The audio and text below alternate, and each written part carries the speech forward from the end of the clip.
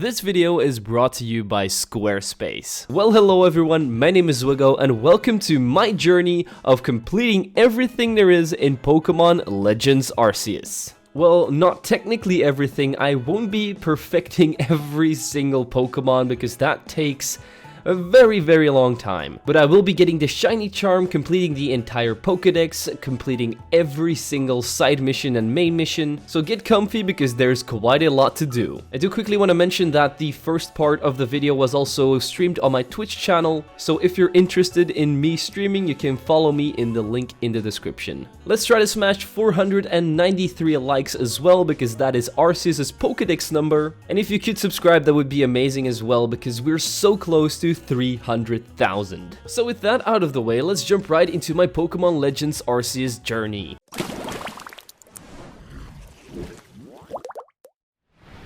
So, as you can see from my head, I'm pretty excited to be playing this game, and I decide to pick the character that looks most like me, but still not really like me. I give him my name, and we get greeted by a weird form of Bidoof. As we're just floating there in space-time, we eventually turn white, and we wake up to the three cuties that are Cyndaquil, Rowlet, and Oshawott. And at this point, I still didn't know which one I was going to go with, since I wanted to go in spoiler-free and didn't know what this final starter evolutions look like. After meeting up with this region's Professor Laventon and asking every single question possible since we have no idea where we are or who we are, we find ourselves a phone, which definitely makes sense since nobody here even knows what an electronics thing is.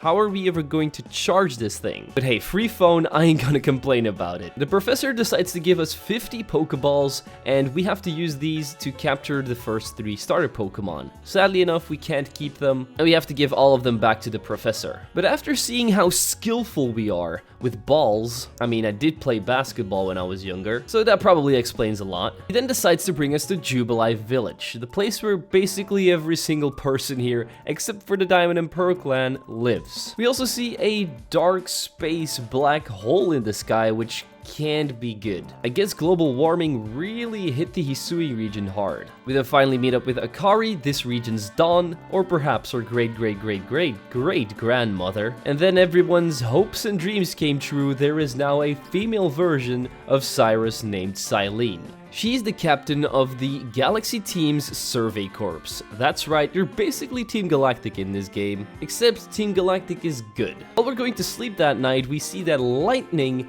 hits somewhere in a forest, which can never be a good sign in a video game. The next day, we wake up, get ourselves a satchel from Silene, and get to pick our starter. I was going to go with Cyndaquil or Rowlet, so I ran a poll so Twitch chat could vote, and they voted for Cyndaquil. And since he made Foom as a sound, we decided to name him Foom as well. And as we're about to leave the village, we meet up with Volo, a merchant, who definitely doesn't resemble Cynthia whatsoever. So we beat up his walking egg with a couple of quick attacks, and finally venture out to the Obsidian Fieldlands. A beautiful space where Pokemon walk around and you can capture them by throwing balls in their face. Or if you want to have some more luck at capturing them, just throw them at their asses. After going off to boot camp and learning all the basics from Akari, capturing some wild Pokemon, and showing what we're actually worth, we get accepted into the Survey Corps and get ourselves some nice drip. After we did that and got a nice fancy hat, we stand eye to eye with Commander Kamado. And of course, the first thing we do is attack him, because we have to show him that we are the alpha male here. Yeah, this man definitely hits the gym a lot more than I do, because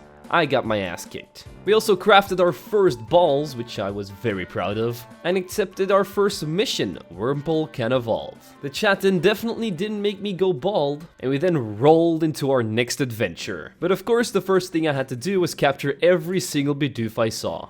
Capture everything.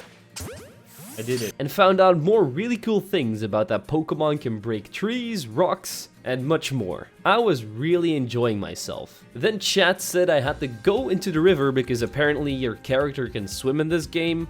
Yeah, they lied to me. And after capturing one last Eevee, I went back and reported all of my progress. And this brought me up to star rank 1. And this is another thing I wanted to complete in this video, get every single star. Which means that we're going to have to get every single Pokemon's research level up to 10 and then do even more stuff. Akari then decided that she wanted to battle us with her partner Pokemon. No, it's not Charizard, it's a Pikachu. You know, the other most popular Pokemon ever. Of course, she stood no chance as my god number 3 blew her away with tackles. And we then see Zissou, the captain of the security corps, who's apparently related to Flint and Buck, because I had no idea that Flint and Buck were brothers. But I guess you learn something new every day. We then give Beauregard his Wurmple and we name it Beautyfred. The best name on the planet. If you do not name your child Beautyfred later, like, I don't know what you're doing. We accept a couple more missions and meet up with a member of the Diamond Clan, and she has a Munchlax. And after teabagging it long enough, my Cyndaquil could eventually destroy it with a burn. I absolutely love that you can run around in these battles. It enables you to get some pretty interesting shots at Pokemon sometimes. So we then complete another mission and have our first encounter with an alpha Pokemon. And I think they did this for the memes because the first one you encounter is an alpha Kricketune, which I killed. And I didn't want to kill it because I didn't know if I could still get an alpha Pokemon after this. But yeah, I know now that I can get a billion alpha Kricketunes if I want to. Past me just didn't have the knowledge. I then see a deer with a beard on top of a rock, which is basically just going to become my bike. Back at the village, we see that Irida and Adaman are having a dispute since they're the Pearl and Diamond Clan's leaders. But this is getting way too political for me, Diamond Clan all the way. But the both of them ask me to come with them to Kamado because we have to talk about an issue that has popped up. As it turns out, Kleavor got hit by that lightning and has now turned berserk, and we have to go calm him down. For doing that though, we complete another mission and find a flying Gyarados. Me and the chat first thought that it was a glitch, but as it turns out, it's actually supposed to be here. It's kind of like a cool little Easter egg from Pokemon, which I really liked. I also learned that Paris is the most annoying and aggressive Pokemon in the entire world. These bastards still haunt me in my sleep. Foom evolved into a Kalava, and chat made me jump off a cliff. And after all of these distractions, we finally reached Leon, Kleavor's warden. So a quick attack is Goomy, but we have no idea how to calm down Kleavor yet, so we have to go back to the village to find out what we actually have to do. A great opportunity for me to complete a couple more quests and get myself my 2nd star rank. So after achieving these things, I went back to the Obsidian Fieldlands and acquired the Celestial Flute, and we learned how to play the intro music of the Generation 4 games. Once this is done, we finally get our deer bike. And we immediately made him drown because chat told me he could swim. Yeah, I've probably drowned more in this game than any other human being ever. We did our first balloon race and then challenged the Pearl Clan leader to a Pokemon battle. Since she had a Glaceon, our Kilava easily flame wheeled through her, and we made some balms with Kleavor's favorite food, which is probably going to calm him down. I mean, I would also calm down if you give me food. So why not give it a shot? So we then do the summoning ritual and eventually have to fight the Lord of the Woods, Kleavor. Which was not too hard because he basically only had 2 attacks, Stone Edge and then this rapid spin kind of move. So once my bombardment of bags was done, he was no longer yellow, but brown. So we acquired the insect plate from him and get the gratitude from the Pearl Clan people. Since we've now saved part of the region, it's time to help some more people, as we then complete requests 6, 11, 9, and 4. And also the most important one, bothersome Bidoof request number 8. Once that was done, we reported back to Kamado and got ourselves the odd keystone from a weird little girl. This started one of the most tedious missions in all of the land, finding every single wisp so that you can unlock Spiritomb. Before we start doing stuff like that, I have to change my outfit. Perfect. And once we complete request 5 and 28, we eventually meet up with Aretsu, or Arezu. I probably just butcher everyone's name in this video. I'm very sorry. She's talking about Ursaluna, the evolution of Ursaring, and another really important Pokemon in this game. So naturally, we're going to have to help her out here. But of course, we first have to beat Akari again, and save up and check what time we're actually at right now. I've been playing for about 4 hours and 46 minutes, and I really want to complete all of my objectives in less than 100 hours. So I would say that we're not doing too badly here. Once that's all done, we finally reach the Crimson Mirelands. Basically the swamp area of this game. Sadly enough, it doesn't have Swampert in it, so I feel a bit scammed. After harassing the local wildlife here, we eventually make our way to the Celestial Ruins, where we one-up Volo in a Pokemon battle, and also meet Ursaluna's Warden, who has a Bibarel. Pretty good choice for a partner Pokemon, if I do say so myself. As it turns out though, there were some bandits and they stole a wall fragment from this wall. So we have to go chase those thieves, but yeah, we drown first, and get distracted by this entire new area that we have to explore. So I first go and capture some Pokemon and see my first space-time distortion, which I can't reach because I cannot cross this river. So I had to see it disappear in front of my eyes. So in vain, I went back to Silene and got myself my 3rd star rank. We then went back to the Crimson Mirelands to meet up with the bandits, which are basically just Candace, Bertha, and Saturn. We just have to fight level 23 Toxicroak, which isn't even possible by the way. And after we absolutely obliterate them in a Pokemon battle, they decide to give me back the wall fragment. So we bring it back nice and easy and unlock unknowns right now, which you have to find across the entire map, just like the wisps from Spiritomb. We then defeat Ursaluna as well, which was not really that hard to do, and we unlock him as a riding Pokemon, which is basically going to function like an item finder. Once that's done, we go and report to Kamado, but another problem arose. Now, Lilligant has gone berserk and also turned yellow because it got hit by the same thunder as Kleavor. So we jump on Ursaluna's back, head to the Crimson Mirelands, and find a Redzu who has made the same bombs, but this time it's for what Lilligant likes, not what Kleavor likes. Before we actually head to the battle though, I got distracted a couple more times.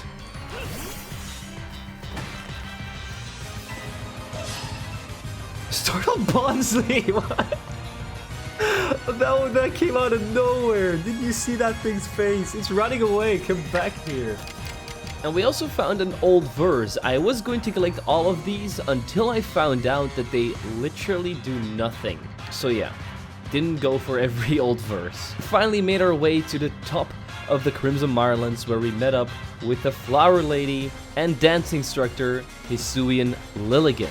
And after she almost broke my neck by trying to jump on it, I threw a bunch of bags at her face. So she stopped soon after and calmed down. She gives me the Meadow Plate, which means that we've now saved the second region of the region. Once everyone is done thanking me, we go back to Jubilee Village and we get a reward. We get to go to the beach with Kamado. That's my dream vacation, baby. Once we've seen enough from the beach, I went back to helping all of the people around town and get a new main mission, which was go to the next area, because there's once again something you have to fix. But there was another thing that needed to be fixed, my hair.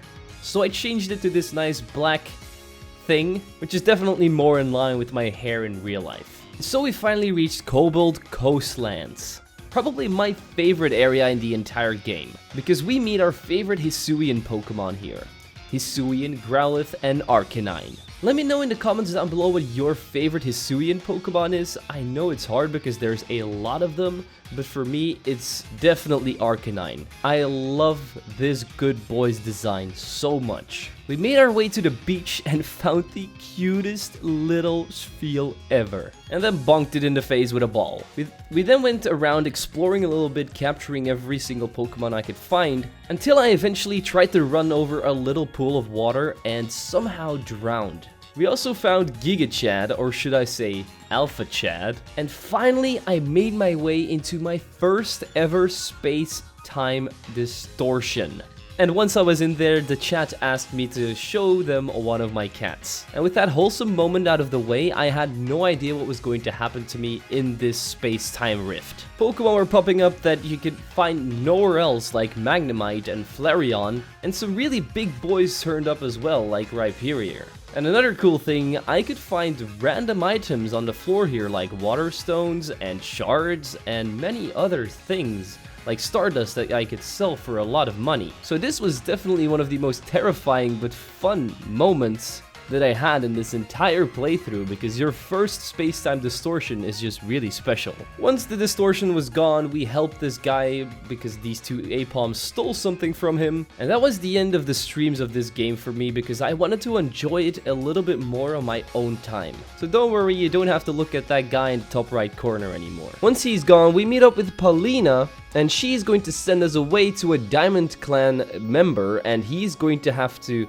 help us get Basculegion as a riding Pokemon. As it turns out, we need to capture a Dusclops, and this Dusclops has to use Dark Pulse on Basculegion's favorite food. These riding Pokemon and frenzied Pokemon, they like some weird stuff. Before I go and capture that Dusclops, I do a couple of side things first, like setting up camp at the beach, and finally getting to see my starter's final evolution, Typhlosion. To be completely honest here, I think after looking up the other two starters, I picked the worst one. I would say Samurott is probably second, and then the best one of the three starters is Decidueye in my opinion. I guess that's my punishment for going in blind. We go back to Cyllene to show her our Pokedex progress, and we get our 4th rank star. I threw my balls at some Driflooms, but turns out I couldn't really catch them, so I completed a request instead, and we then started the shiny Pokemon quest for a shiny Ponyta. A pretty cool guaranteed shiny, and I absolutely love that it's blue. When that was done, I went ahead and captured some more Pokemon, and some pretty rare ones too, since I found another space-time distortion. And when that was done, I captured a Chimchar that was stuck in a tree and completed the mysterious Will-o'-the-Wisp mission. And the next couple of hours, I was really busy completing every single request I could find. I also found an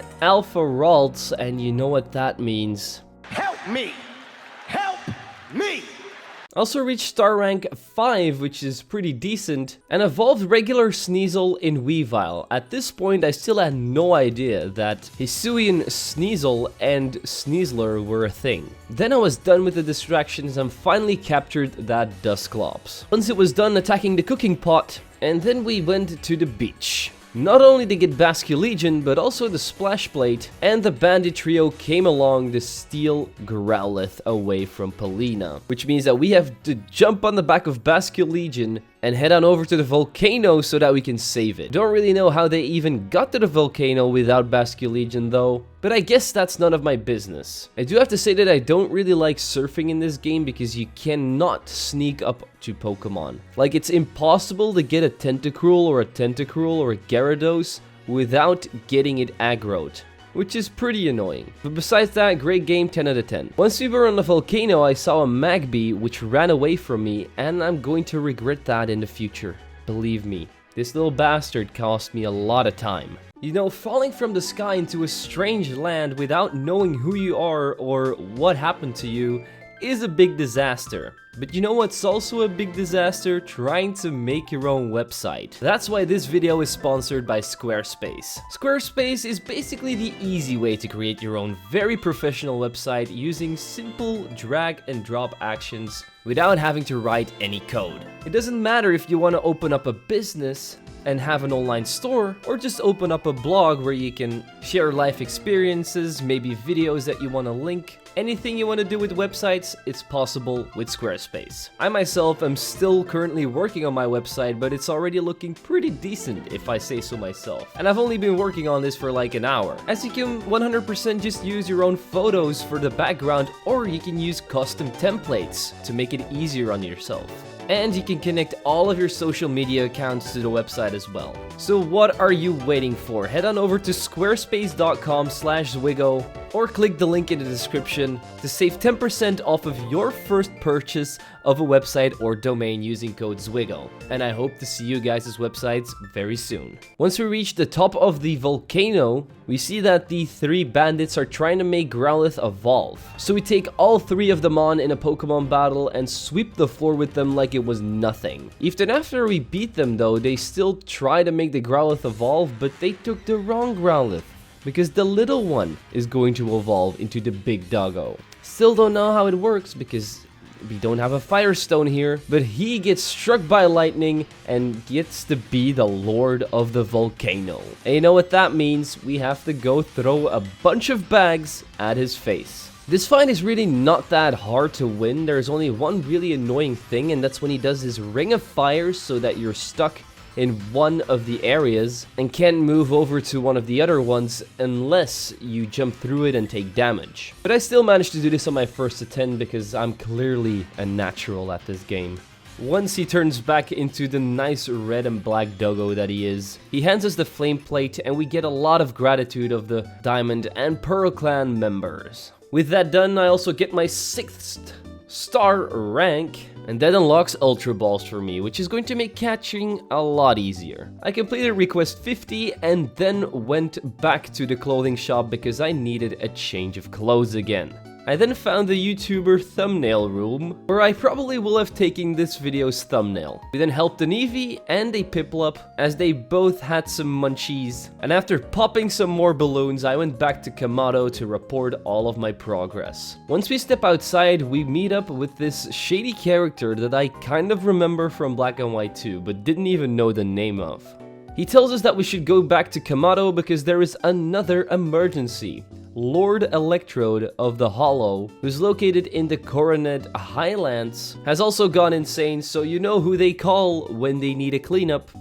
Us. And as we're talking, the worst character in this entire game and probably the entire Pokemon franchise walks up the stairs. Melly, please, if you do not hate this, I don't even know if it's a man or a woman actually. Let me look that up. Okay, apparently he's male. I mean, from what I've seen around, almost everybody I know hates this guy. And since he's Electrode's warden, he's probably not going to give us a good time trying to get to him. Before we head to the Coronet Highlands, we first burn Adamant's team, and I just realized that Adamant comes from adamant, like the nature and like adamant, because I think it's got something to do with diamonds. I probably should have realized that way sooner, but let's go and help some more folks around town, learn a little bit more about Ingo here, and I'm just saying this probably hints to a Pokemon Black and White remake somewhere in the future. As it turns out though, he came here the same way that we did,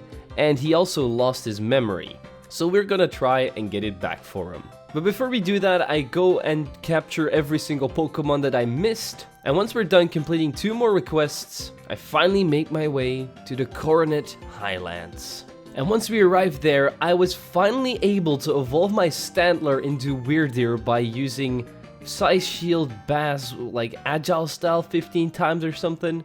Probably one of the weirdest requirements you've had to do to evolve a Pokemon in like ever. We then enter Wayward Cave together with Ingo, and I do have to say this shade of blue thus just look way better on him. He tells us everything he can remember about his old life, and eventually we reach a point to where we see a bunch of torches which have been taken away from their regular spots, which means somebody has tried to trap us here, and that somebody is definitely Melly. So we put the torches back and continue our adventure. And capture a Gibble, since Gibbles are also available in Wayward Cave in the regular Pokemon Diamond and Pearl. We then get our 7th star rank and our Quillfish evolves into Overquill.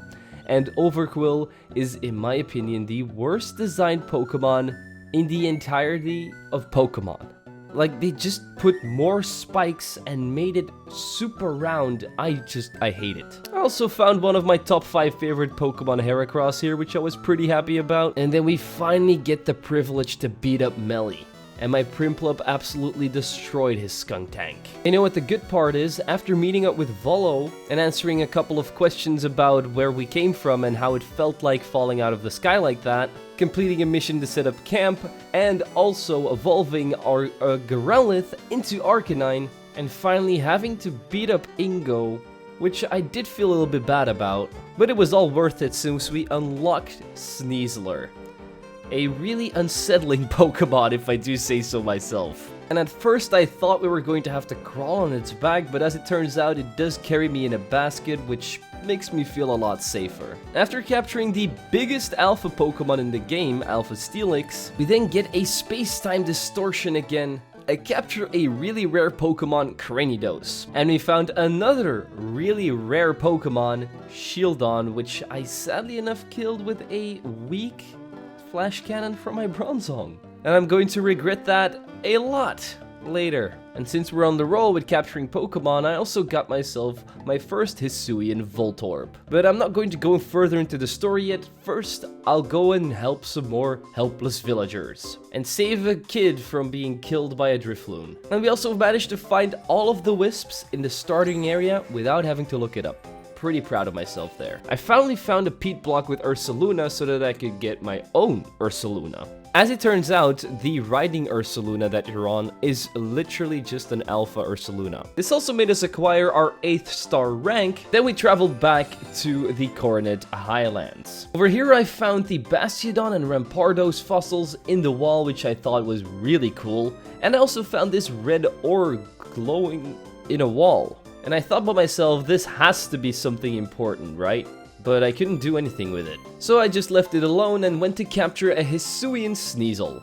And I'm just gonna put it out there, regular Sneasel, just way better. I also found myself a Rotom, and I thought there is no way you could get the Rotom appliances in this game because it's in the past, but as it turns out, you can. But then finally make it to Electrode's den. And so we beat up Millie for the second time, and that felt way too great. Adaman comes along and he helps us make the bombs to calm Electrode down. And this was probably the hardest totem battle I've had to do up until this point, because there was this yellow ball that keeps following you around. And with all of the other attacks, it's pretty hard to avoid. But I still managed to do it on my first try, so it's still not that hard of a boss fight. Once we're done, Ingo comes and picks us up and brings us to Kamado to tell him what happened. Once we get our congratulations for completing the mission, we see that Beautyfred is harassing Silene, and she does not like that. Since she's kind of in charge of the Pokedex thing and stuff, I don't really get why she's afraid of Pokemon. But hey, once that was over, we have to go outside again and beat up Akari, and then we can head on over to the Alabaster Islands to clear the final Lord's Frenzy and hopefully end all of this madness. But first, I do 3 really cool evolutions: Scyther into Kleavor, Basculin into Basculegion, and Berkmite into Avalugg. And once that was done, I stumbled upon the Alpha Garchomp that I'd seen so many memes about. I didn't really see what the fuss was all about though, since I managed to capture it really quickly. Once we were done goofing around, we finally met up with Gayrick, who as it turns out is related to the last gym leader of Pokemon X and Y.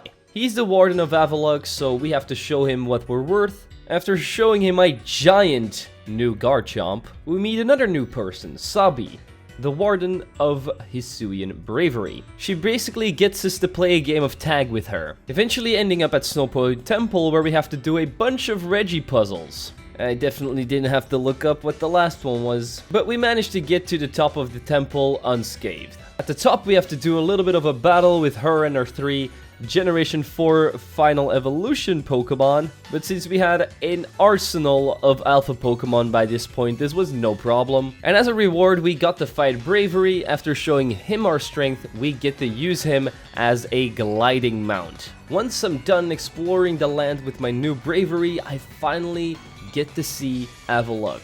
And this is one oversized boy, probably one of the biggest Pokemon we've ever seen in Pokemon. And his size is definitely not the only thing that's really intimidating. His attacks also got me with my ass on the ground. This is the first time I lost one of these boss battles. But on my second try, I learned most of his patterns and managed to get a better timing on when to dodge its moves. Everybody's celebrating with me since we've now quelled every single noble, so everything should go back to normal in the Hisui region. The end. Is what everybody thought. Little did they know that the next day the sky would literally be red. And guess who they blame it all on? Yes, little old us. They evict me from the village just like in Pokemon Red and Blue, which means that we are going to have to get out there in the wild and try to survive on our own. We even have to do the walk of shame past every single villager.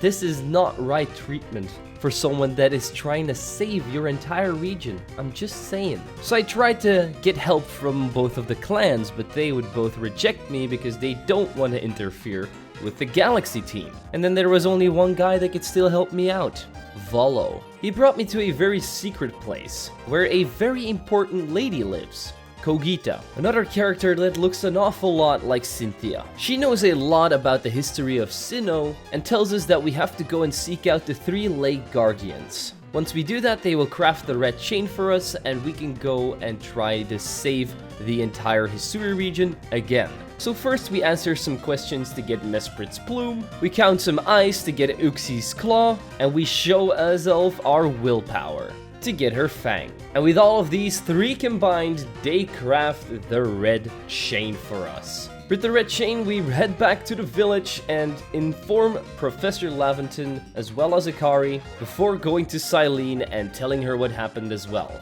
As it turns out, Kamado already went up to the mountain himself to try and get rid of the problem, so I guess it's now our turn to go and get him. We then met up with this region's Riley and beat up his Lucario, which was pretty cool to see. And we then went back to the Coronet Highlands, went to the top of the entire mountain and met up with Beanie. As it turns out, this guy is not just a regular cook, he is also a ninja. And the coolest thing is that this reminds me of the Victory Road thing in Pokemon Omega Ruby and Alpha Sapphire with Wally, and that's because this guy is Wally, but then an earlier version of him. And you can see that because he has a Gardevoir and a Gallade. He might be a ninja, but we're still the better Pokemon trainer, and so he lets us through to go and challenge Kamado at the top of Mount Coronet. And Kamado, for someone that's really scared of Pokemon, has a pretty damn decent team actually. But even with his good team, he couldn't stand up to my over-leveled team. Once we were done with all of this, we finally had the opportunity to go up to the spare pillar. Adaman gets a vision that Dialga is talking to him, and just as he gets that vision, he also pops up from a portal. So we throw the red chain around him to weaken him, and that allowed us to capture it in a single Ultra Ball. Kind of anticlimactic, but then another thing happens. Another portal opens up, and this time it's Palkia, and because Dialga is now weakened and we don't have a red chain anymore, we're not going to be able to stand up to its power. And so there's only one thing we can do, and that's run. So we all regroup and brainstorm about what we have to do next. We have to of course make bombs to calm this Palkia down, but also create a Pokeball from the red chain. So I have to go get the Origin Ore, which is the ore that I told you about earlier, the glowing red one. And once we gather all that, we bring it to the professor, and then he makes the Origin Ball, which looks like the Cherish Ball that you get for event Pokemon, which was definitely done intentionally. And with all of our preparation, we headed back to the top of Mount Coronet. And Palkia tries to kill us all, but Dialga just jumps out of his Pokeball and saves every single one of us. He then uses his Roar of Time to try and break through Palkia's barrier, but as he breaks it, we see that Palkia has changed into a hideous centaur monster. With our space bombs in hand, dodging meteors and pulses of dragon, I suppose, we eventually got the centaur down on its knees in a battle of life and death. It wasn't easy, but I managed to do it on my first try, which means it's still easier than the Avalok battle. We then throw the Origin Ball and have the coolest catching animation you've ever seen, and once Palkia was captured, the sky turned back to blue and the Hisui region was saved. The credits roll and everybody's happy. But that isn't the end of our character's journey yet. We still have quite a lot to do. First things first, completing the entire post-game. We also have to try and complete our Pokedex, and for that we need to capture every single legendary. And there is only one guy that knows a lot about legendary Pokemon, and that's Volo, so he's going to help us out. On our journey though, he asks us about the plates, and we are going to be needing these plates if we want to capture every single legendary. So we go across the land in order to find every single one. The stone plate was held by an Alpha Vespiquen, which I absolutely destroyed, but that was the only one that we could find. So we headed back to Kogita to ask her if she would know where even more of these plates would be hiding. She tells us about a lot of myths and legends about the 3 lake Pokemon, a volcano Pokemon, a moon Pokemon, and a temple giant, which all get their own requests which we have to complete. And the first one of these plates that I'm going to try and get is not one of the Pokemon mentioned before, it's one that we have to get from Kamado by battling him at Prelude Beach. Since I have the God of Space and Time on my team, he did not stand a chance. And once he lost, he gave us the fist plate. I then completed request 51 and 69. Nice. And we then threw Gigaton balls at the back of the Lake 3-0 in order to get the Draco plate. I then went out of my way to complete about 1 billion more requests, and ultimately picked out my final and coolest outfit of this game. Then it was time to go to the Volcano and take on Heatran. Not really that hard, we just threw an Ultra Ball at him, captured him, and he gave us the Iron Plate. This guy's Spiel rolled off a hill and died, and we challenged Cresselia to a dance-off. And as we are natural dancers, we obviously win this one and manage to capture it in an Ultra Ball. And that gives us the Dread Plate. And since we had the Dread Plate now, that reminded me of Darkrai. And so that's what we did next. We encountered him in a very creepy place, threw a ball at him that matches his colors, kind of, and completed the Darksome Nightmare mission. We then hiked up to Snowpoint Temple again, got ourselves Regigigas' Blank Plate, and then as I was just randomly filling out a little bit more of my decks, I found my first shiny Pokemon, a full-art shiny Wurmple. Pretty damn happy with that. I really like Wurmple shiny. But I evolved it into Dustox and its shiny didn't look as good anymore. So we go and report back to Kogita. She congratulates us on our progress and hands us the Pixie Plate. Now we only need one more plate, and that's the spooky one. So me and Volo travel through the Coronet Highlands and find a statue that's broken. He explains about Arceus and Giratina and about how Giratina wants to stand up against this god, and that's why this statue got destroyed, because Giratina is a bad Pokemon. And he then has this evil laugh, and this was the moment that I realized Volo was evil. Like, I have no idea. So I rode my Wurdeer to the top of the spare pillar, and Volo was there waiting for us. He explains that he was the one that opened the space-time rift and tried to summon Arceus and laid waste to all this land with these frenzied nobles. But while he was doing that, he ran into Giratina, who gave him the spooky plate. And as he then takes off his disguise, we also see that his hair is shaped like Arceus. And this man wants me to battle him to try and bring out Arceus to show him that he's the chosen one and not us.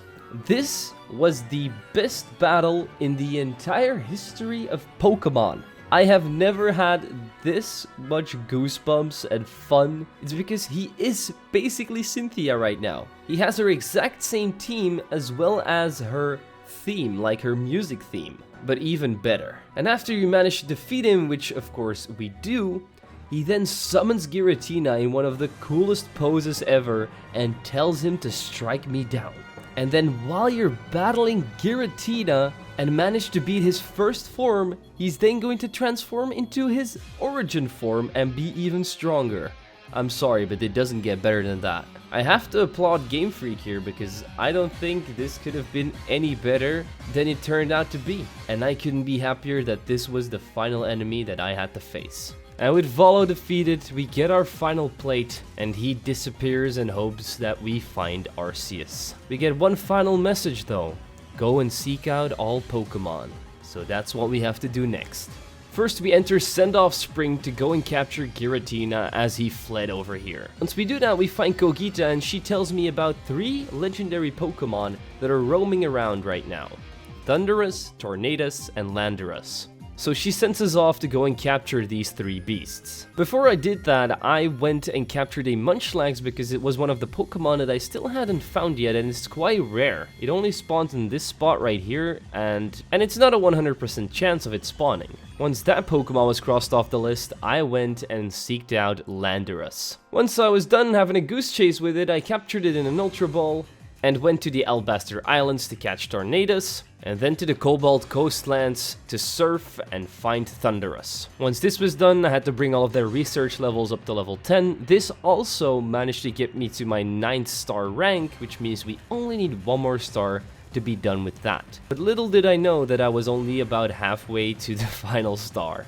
Once I then showed my progress to Kogita, she showed me that there was actually a 4th genie, Enamorus. This was the sister of the 3 other ones, and that means that we have to go and capture this one as well. Once I tracked her down in the swamp, I added her to my Pokedex total, but I'm just saying, with these Gen 5 legendaries, Generation 5 remakes have to be on the horizon. There's just way too many hints in this game that point to it. So we go back to Kogita. She gives me the reveal glass to change all of their appearances, and I'm just saying this turtle is the worst designed Therian form of them all. I don't like it a single bit. Now we have to complete more of our Pokedex, so we go to Professor Laventon and he gives us Oshawott and Rowlet. Remember that Magby I told you about in the beginning of the video? Yeah, now is the moment I had to capture one, and this took me about half an hour before I found one. So I backstriked it with a Jet Ball and added it to the Dex total. I evolved Rowlet and Oshawott into their final evolutions and absolutely loved both of them. And I helped myself to an Alolan Vulpix by getting this guy all 6 of his back. I still had a couple of side missions to go, not too many, so once I completed most of those, I eventually stumbled upon the Shaman quest, who healed a patch of flowers all with its magical powers. So I made it fall and then threw my ball. I saw how Pokemon bullied each other. If one Pokemon can't dance, they all leave him. Just look at this poor Clefairy.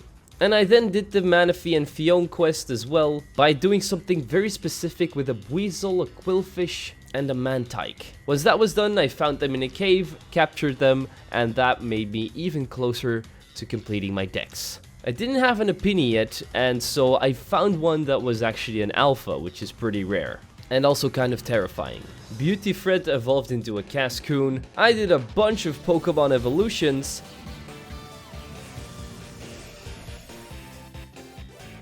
found myself a Cleffa, and finally also got my second Razor Fang to get Sneasler. That was every single Pokemon that I could regularly find. The only 2 I had left was Shieldon and Porygon, which were only found in Space-Time Distortion, so after waiting around for a little while, I found Shieldon, and then I also found Porygon. Once they evolved into Bastiodon and Porygon Z, I started collecting every single Wisp in every single area. And while I was doing this, I found my second shiny Pokemon of the run, Drifloon. A really good looking shiny as well, so I'm pretty happy with it. I mean, I'm honestly going to be happy with any shiny because shiny Pokemon will always be special to me. I then completed the last 2 areas for Wisps and went back to the little girl. She gave me a bunch of rewards and told me to go to the Odd Keystone. Once there, she disappeared into thin air and suddenly there was a Spiritomb hanging around. And this Spiritomb was the last Pokemon I needed to complete my Pokedex. So proudly I went to Professor Laventon, and he couldn't be more happy, but he told me that this was my objective. His Pokedex was long from finished. The only thing we still had to do was head back to the Coronet Highlands and see if Arceus would appear. I played my Azure Flute on the top of the mountain, and a stairway to heaven appeared. Once I reach the top, Arceus is there waiting for me, and he wants a fair battle between me and him. And I have to say, this was not easy.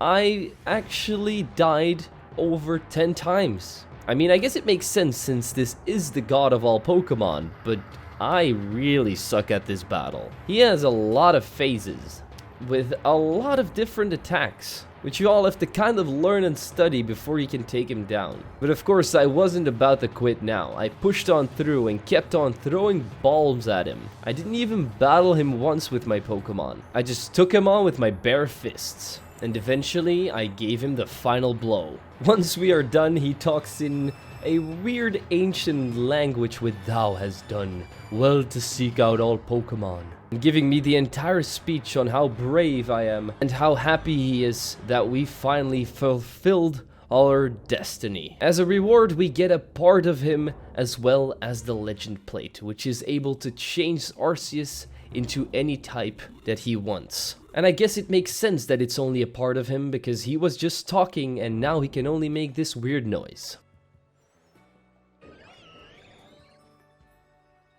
Our journey isn't done yet though. We still have 2 more things we have to do: reach star rank 10 and complete every single Pokedex entry for every single Pokemon, so that we can get the shiny charm, which is going to be needed for one of my upcoming videos, where I'll be catching 100 shiny Pokemon just for that one video. I hope you look forward to it. So I went around the land, capturing bunches and bunches of Pokemon. But I also used a bunch of agile and strong style moves with Pokemon that needed it, because there is a lot of these check marks I have to fill out. Evolving some Pokemon would also give me a lot of XP of other research levels. And ultimately, while I was just going around looking for Pokemon, I found an Alpha Shiny Luxray, and I was so happy. You have no idea how much I love little Mila right here. Yeah, that's her name. And not even 5 minutes after, I found another shiny. This time it was a shiny Sudowoodo. Not as amazing, but still really cool to just find 2 full odds shinies basically in the span of like 5 minutes. After doing a photo shoot with Mila, I found another shiny Ponyta this time. So that's our second Ponyta, which means that we can have Ponyta and Rapidash if we ever want to make a shiny living dex or something. And you're never gonna believe what the next shiny is that I found. Bidoof. Yes, I found God's shiny form. I don't know if I can be any luckier than this. And then also perfected my second Pokedex entry besides Arceus, and that was Unknown. Capturing every single Unknown, not the easiest task, but I did it. I then only had a couple Pokemon left, and a friend of mine, Pokekid from in my Discord server, gave me 3 of these Pokemon because they were all space-time rift ones. And he wanted me to save a little bit of time. He even gave me a shiny Alpha Oshawott. So in return, I decided to give the big man my Bidoof. I feel like that's a good trade, shiny Bidoof for shiny Alpha Oshawott. So yeah, big shout out to Pokekid. Once I was done raising these 3 Pokemon's research level to 10, there was only 1 Pokemon left. And if you guessed Flareon, you were right. I actually had a Flareon, but gave it away to some trainer somewhere. So I had to find an Eevee, evolve it with a Firestone, just use a couple of moves with it, and that was that. Final Pokemon completed, let's go to Professor Laventon and see what our reward is. We all come together in Cylene's office. Everybody congratulates me for everything that I have done for these people. And as a thank you, they give me this shiny charm so I can get sparkly Pokemon that look just slightly different. Is there a better reward than this? Well, let's see. We still haven't quite reached star rank 10 yet, so let's do that first and see if that reward is any better. 20 rare candies and 10 grit rocks for completing everything in the game basically. Yeah, no. I would rather have the shiny charm. There's one last thing that I want to do, and that's get my favorite Hisuian Pokemon as a shiny. Yes, I wanted to get a shiny Growlithe and a shiny Arcanine. So I first completed its Pokedex entry, fully perfected it, so that I now have higher shiny odds for it. I then went out and looked for mass outbreaks until I found one for Growlithe. But before we found that one, I found a couple more shinies. First one, Roselia, which I evolved into Roserade. Pretty decent, but definitely not the best shiny ever. Then, the mascot of all Pokemon, Pikachu, also decided to shine for me. But we evolved it into its way cooler form, Raichu. Then found a random Krogunk, which wasn't even from a horde, which is the most full odds that I can get at this point. A golden cricket that also turned up, and once I had a golden cricket, I knew I had a golden ticket because a Growlithe mass outbreak turned up. And in this mass outbreak, I didn't even manage to get 1 shiny, but I managed to get 2 in the same one. That's kinda crazy to me. I have no idea what the odds of that happening are, but I think it's pretty damn rare. So now I have these 2 beautiful guys on the team, and I can't be happier. This was probably the best Pokemon game I have ever played. The best experience I've probably ever had in Pokemon in my entire life. I really felt like a kid again. Having to explore every single inch of the map, capturing Pokemon in a way we've never been able to do before, meeting new people and friends that I actually kind of cared about, and having the best battle in the entirety of Pokemon, I would probably give this game a 10 out of 10. So let's hope that Pokemon Legends Arceus gets continued in the future, because I loved every single bit of it. Let me know in the comments down below what your experience was with the game, and if there would be things that you would change. But with that all out of the way, the video is finally finished, so let's roll the credits. I as always want to thank my membership and Patreon supporters for supporting the channel. If you want to do so yourself, you can click the links in the description. It is always appreciated but not needed. And with that out of the way, don't forget to leave a like, subscribe, and share this video with your friends. I'm zwiggojr, and I'll see you guys next time.